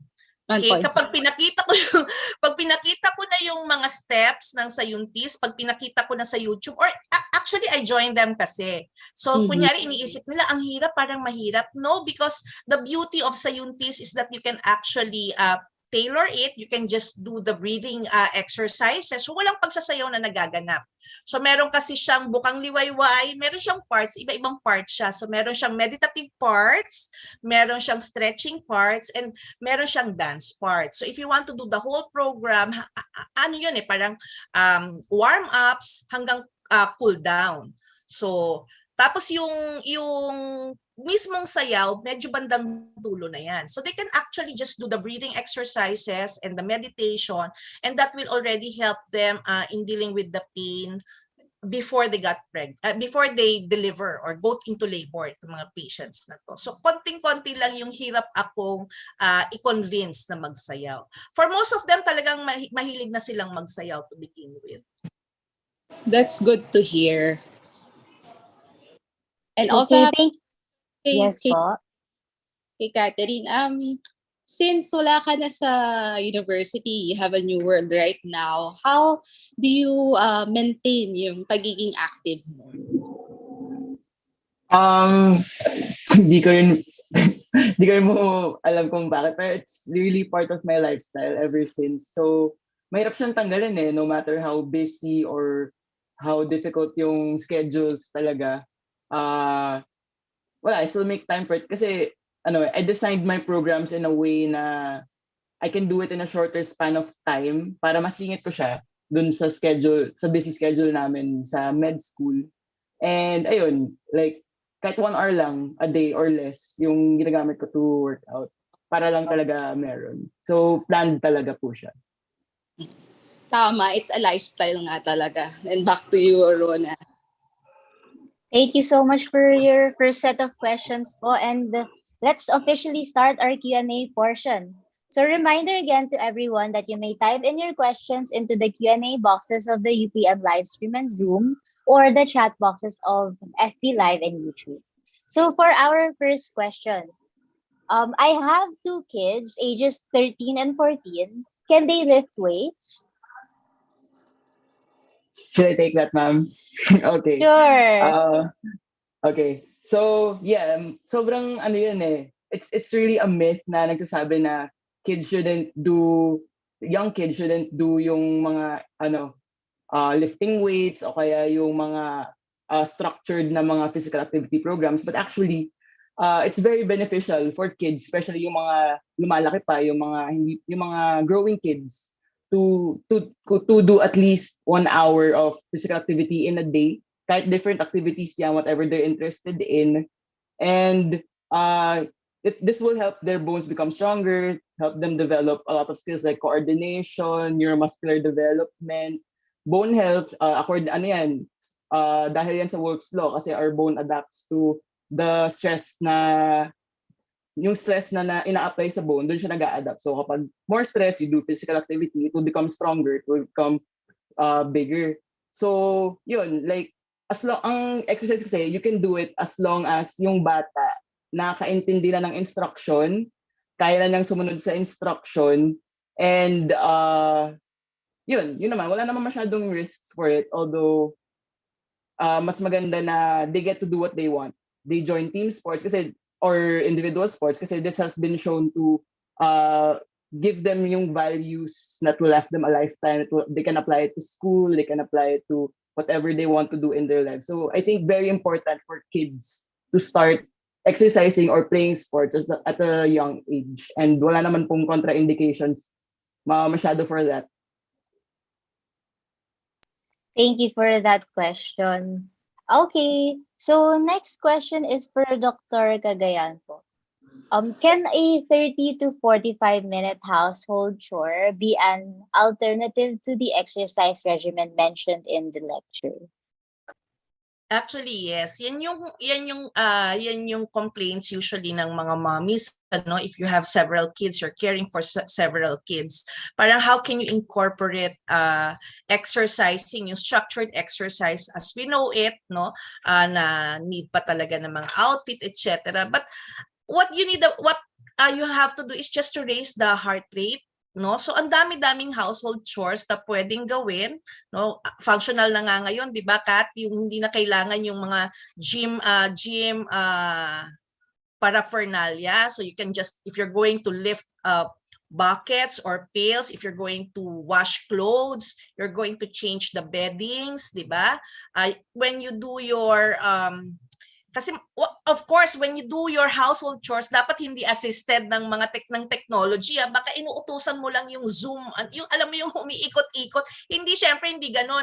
Nung panahon namin you have the bunot, no? Syempre ang hirap naman kung magbubunot ang buntis at baka madulas. But you can easily still lift weights, no? So when you do your household chores, pwedeng you do gardening if you are a plantita right now in the midst of COVID, when you change or lift pots, di ba? Basta careful tayo sa form natin, and we are actually looking at the mga risk factors and yung mga precautions natin when exercising. You can easily interchange, no, yung household chores with that of exercising. Sabi nga yung walking if you're planning to go to the market, instead of riding a tricycle or a jeep, kung malapit-lapit lang siya, no, if that is 1 kilometer lang away from you, di maglakad ka na papunta, pauwi ka na lang mag-commute, di ba? Kasi may bit-bit ka na. So instead of riding a car, kapag mag-grocery ka, you might want to walk, di ba? Kung hindi naman heavy yung mga bibit-bitin mo, that's already a good exercise. Okay. I agree po. Yes. Okay. So, another question po for Miss Kathy Bersola. Are there certain types of exercise that are not recommended or most appropriate to certain population? Well, may marami talagang may mga stuff na like yung pregnant, special population yon. May mga like what Ma'am Faye discussed, may mga contraindications na bawal sila mag-exercise, and may mga ganyan din for different types of diseases like mga hypertensive, mga may DM, yung mga older population natin. Meron mga may contraindications, pero yung mga absolute contraindications to exercise, I think these are just yung mga suffered recent heart attack and stroke, yung mga may uncontrolled hypertension, yun siguro yung mga you'd want to avoid, yung mga super strenuous na resistance exercises kasi they would further worsen yung pagtaas ng blood pressure ninyo. Pero generally, ma-avoid natin yan by answering or getting assessed as answering a physical activity readiness questionnaire, or getting assessed by a personal trainer, or of course getting checked by your doctor. If you're someone with a medical condition, kailangan ipa-check mo sa doctor mo if pwede kang gumawa ng certain exercises. But generally, yun nga, as long as you are allowed to, as long as you've been assessed right, okay lang yung most types of exercises for you. Rona, Yes allow po. me to ask Ms. Raquel some questions as well. Kasi syempre, Sure. hindi ko masyadong narinig yung kanyang gusto ko siyang mag-share ng kanyang experience as a mom ba, Raquel? Miss Raquel, mommy ka rin ba? So what is your personal experience with fitness? Do you have your own fitness journey na pwede mong i-share sa ating mga audience and listeners? Kasi syempre kami from a perspective of, alam mo naman si Kathy, elite athlete yan. Ako naman ay syempre from a medical perspective, but we would also like to hear your experience regarding your fitness journey. I actually started my fitness journey when I was 40. 40 years old na ako. So that was 5 years ago. Sobrang laki ko. Siguro ang size ko nasa almost in between large and XL. Medyo in denial pa ako na mataba na ako. So siguro at first is yung acceptance na I need to move, I need to lose weight, then I need to be healthy. That's the number one factor. And then number 2 is believing in yourself na kaya mo pa. Kasi may nagsabi sa akin na hindi na ako papayat because you're 40. Malabo na yon. But syempre, I use that as inspiration na hindi, kaya ko. Parang lalo akong na-challenge. Hindi siya madali, but sabi nga ni Kathy is kailangan mo lang talaga is to make it a habit. So it's actually a decision, no? You need to decide kung ito ba yung mga gusto mo. And then at second is, I look for inspirations. Meron ako mga inspirations na ginamit. Siyempre, mga fitness goals and fitness motivations, kailangan mo yun. And then number 3 is yung, kung hindi ka nakakuha ng support sa mga friends mo na walang nag-exercise, maghanap ka. Go outside your circle. For sure, makakahanap ka. And you need to do it kasi kung hindi ka magde-decide or magstay ka lang sa circle mo, hindi ka mag-move forward. Then the rest is history. Ayun, ang galing naman. O, ayan ha. Tama-tama kasi sasagutin ko rin, Rona, yung question dito sa ating Q&A box. Ako na lang sasagot, Cathy, kasi parang ako rin lang ito no? 51 years old, menopausal, hypertension. Appear tayo, Miss Annalisa.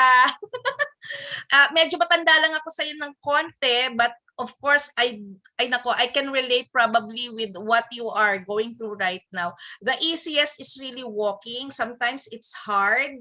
No, I don't know if you experience some of the menopausal symptoms is really yung pagising-gising sa gabi, difficulty in sleeping. I don't know if you experience it as well, pero yung loss of concentration, tapos yung hot flashes. So, part and parcel would be mood swings.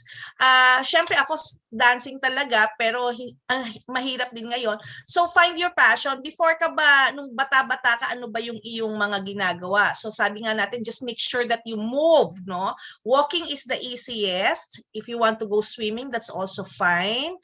You might again, very, very important yung advice ni Cathy na find like-minded people. Kasi ako, I don't move when I don't have kasama. No? Kailangan may tagapukpok sa akin. Ang motivation ko is mainly external.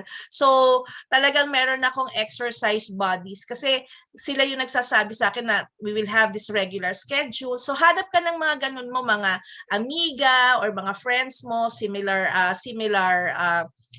interest. So, ang daming pagpipilian, but ang pinakamadali for now that merong COVID is actually walking, or just click open yung YouTube, ang daming mga exercises that are available. Meron nga ngayon yung yung fast intensity. You can do exercises for only 7 minutes pero targeted ang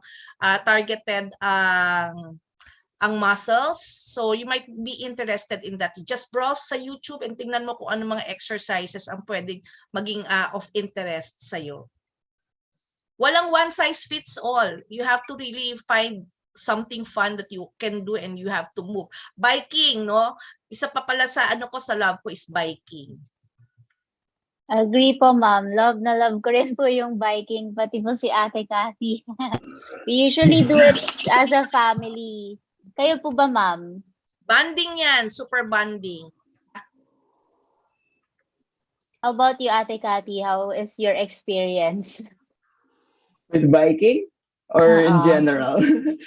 Masaya naman. Kasi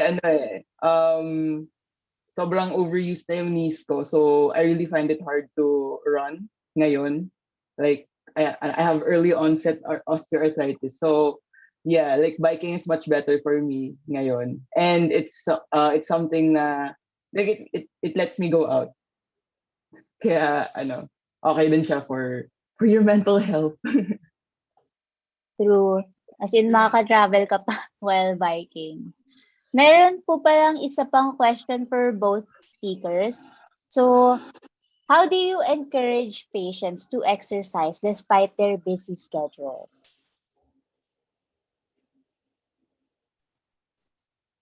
Modeling. Ang mga doktor, mahilig yan magsabi na ito dapat ang gawin mo, pero pag tinignan mo yung mga practices ng doctors, hindi naman nila ginagawa. Okay, so importante na parehas kayo. Usually ganoon, modeling, and then make it fun for them. Yun na nga, walang pilitan. And dagdag ko lang importante talaga yung diet and exercise. It goes hand in hand. You cannot choose between just trying to go on a diet, losing weight by dieting, or just exercising. But you really need to combine both. So even for my pregnant patients, I make sure that they eat healthy and hindi kailangan na puro exercise lang. Then for me naman, kabalik tanong kay ma'am, modeling talaga. Na like, if patients man or mga clients or mga friends na nagpapagawa ng program sa akin, syempre, they would see na ako, despite my schedule, nakakapag-workout pa rin ako and I can maintain the lifestyle. So that's how I inspire them and encourage them to do the same, na kahit gaano ka busy, kahit na yung simpleng, yun nga, yung what I said kanina, natatayo ka lang for 15 minutes in every hour, nagising ka, or lalakad ka konti-konti habang nag-work ka, that's a good start already. So if they see na it doesn't have to be something that's difficult, doesn't have to be something that's super intense na yung naghihingalo ka na para lang maging physically fit ka. When they realize that, that's when they'd start to think na, pwede pala, na simple lang pala, and eventually, I'll get into it and ma-sustain ko rin yung ganong lifestyle. You choose it eh. You have to choose this type of lifestyle talaga. Hindi pwedeng pilitan, hindi pwedeng takutan na if di ka mag-exercise, lalala yung sakit mo. Hindi mo pwedeng sabihin yun sa patients mo. It has to be positive encouragement. Totoo. Dapat willing din sila and to do it in their own convenient time.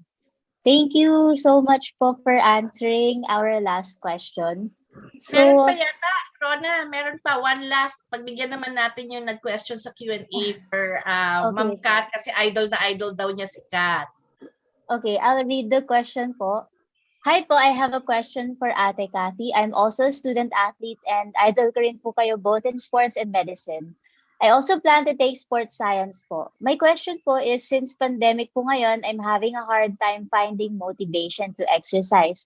Ano po advice niyo to help others who would want to exercise but do not have the motivation to do it? Thank you po. Yun. Hello, Anonymous. Thank you for your question. Yun, yung mga tips ko kanina, very effective yun. Na you have to look for people who would want to do it with you. You would look for things na gusto mong gawin, na enjoyable for you. Pero syempre, it starts talaga with you eh. Like, may mga bagay talaga na hindi nadadaan sa motivation eh. Kung parang, you just have to get up, try it, do it, start it. And you'd see na kahit na it will actually help you get through the pandemic eh. The isolation, the quarantines. Sobrang nakakatulong siya kasi yun nga, marami siyang benefits sa mental health, marami siyang benefits sa sa energy mo. So kapag nag-aaral ka, kapag studying online school, sobrang hirap, 'di ba? Pero when you get into the lifestyle of working out and doing it consistently, you'll find na your moods get better, you have more energy to do things, mas gising ka kapag sobrang haba ng lecture. Incorporate mo lang talaga siya sa daily schedule. And yun, parang sabi nga ni Ma'am Raquel, the rest will be history. You'll just enjoy it, it will just be your lifestyle. And if you gusto mo mag-sports science, good luck. Galingan mo, and mas maganda na we get to walk the talk as a sports scientist. Thank you so much, Ate Cathy, for that question. Okay, so I think that wraps up all of the questions from the Q&A. And again, thank you very much to our speakers and to our reactor for your personal take on today's topic. Thank you. So, to wrap things up, do you have a few points of from your lecture that you want our viewers to remember from this forum po?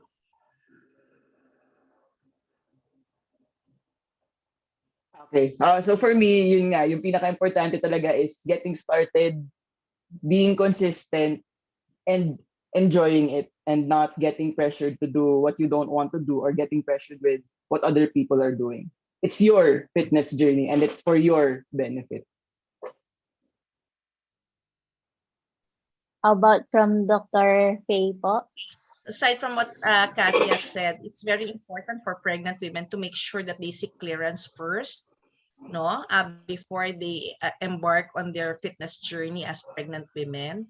Okay, so halos parehas din naman yung guidelines natin, but make sure that you can carry on with the different changes that your body will undergo.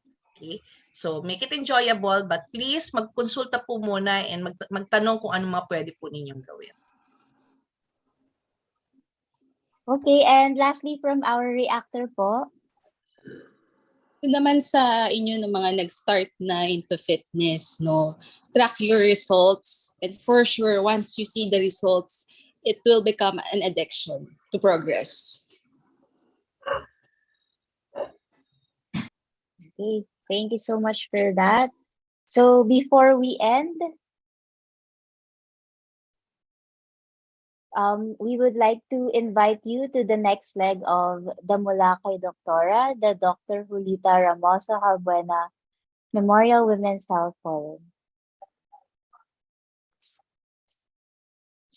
So, and we, the webinar team of the Mu Sigma Phi Medical Sorority, would like to express our gratitude to our partners, the UP College of Medicine, the Philippine General Hospital, and the City of Manila. This event would not also be possible without our co-presenters in Life Heroes and the Mu Sigma Phi Foundation, and our official media partner, Our Awesome Planet.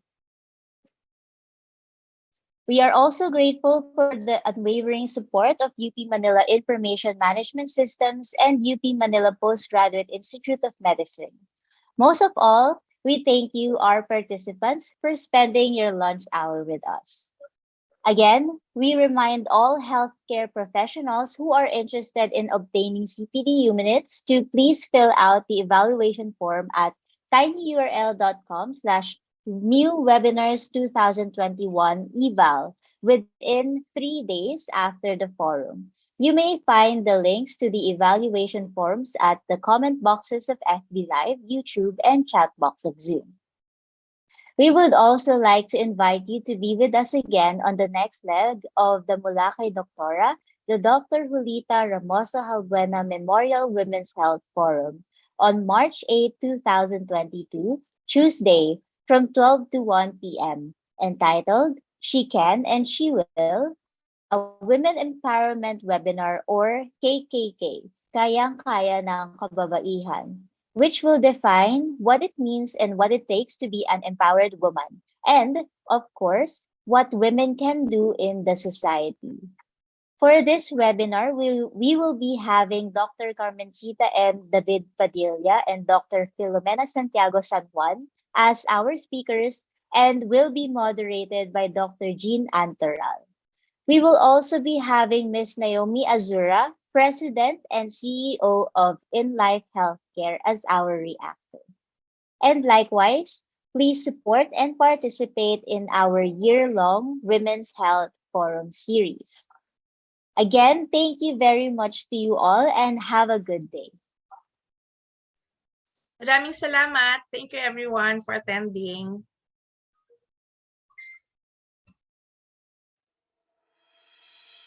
Thank you for attending the Mula kay Doktora, the Dr. Julita Ramoso-Jalbuena Memorial Women's Health Forum. The MU webinar team of the Mu Sigma Phi Medical Sorority would like to thank our partners, the UP College of Medicine, Philippine General Hospital, and City of Manila. Again, the Mula kay Doktora, the Dr. Julita Ramoso-Jalbuena Memorial Women's Health Forum is co-presented by the InLife Heroes and the Mu Sigma Phi Foundation. And this event is covered by our official media partner, Our Awesome Planet. We are also grateful to the UP Manila Information Management Systems and UP Manila Postgraduate Institute of Medicine. Most of all, we thank you, our participants, for spending your lunch hour with us. For those who are interested in obtaining CPD units, please fill out the evaluation form at tinyurl.com/MUwebinars2021 Please ensure that your answers are submitted within 3 days after the webinar. We would also like to invite you to download the Immunity mobile app. It's a user-friendly, physician-guided health mobile app which features 1. An immunization record and tracker, 2. An information atlas on all vaccines available in the Philippines, and 3. Frequently asked questions and myths on vaccination. It is currently available for free on Google Play Store. Additionally, we have installed a set of immunity booster stickers on Viber and Telegram for your use when communicating with your loved ones through the aforementioned platforms. You may download them at tinyurl.com/immunityviber and tinyurl.com/immunityviber2 for the recently launched new set on getting your COVID-19 booster shots for Viber and at tinyurl.com/immunity-tg for Telegram. For more details and updates, please check our Facebook page at facebook.com/MUwebinars and our Twitter timeline at twitter.com/MUwebinars. You may also email us at MUwebinars2122@gmail.com. Before we end, we would like to invite you to the next leg of the MUla kay Doktora, the Dr. Julita Ramoso-Jalbuena Memorial Women's Health Forum on March 8, 2022, Tuesday, from 12 to 1 p.m., entitled She Can and She Will, a Women Empowerment Webinar or KKK, Kayang-Kaya ng Kababaihan, which will focus on women empowerment and the role of women in the society. The speakers will be Dr. Carmencita M. David Padilla and Dr. Filomena Santiago San Juan, and to be moderated by Dr. Jean Ann Toral. We will also be having Ms. Naomi Azura, President and CEO of InLife Healthcare, as our reactor. And likewise, we would like to invite you to participate in our year-long Women's Health Forum series.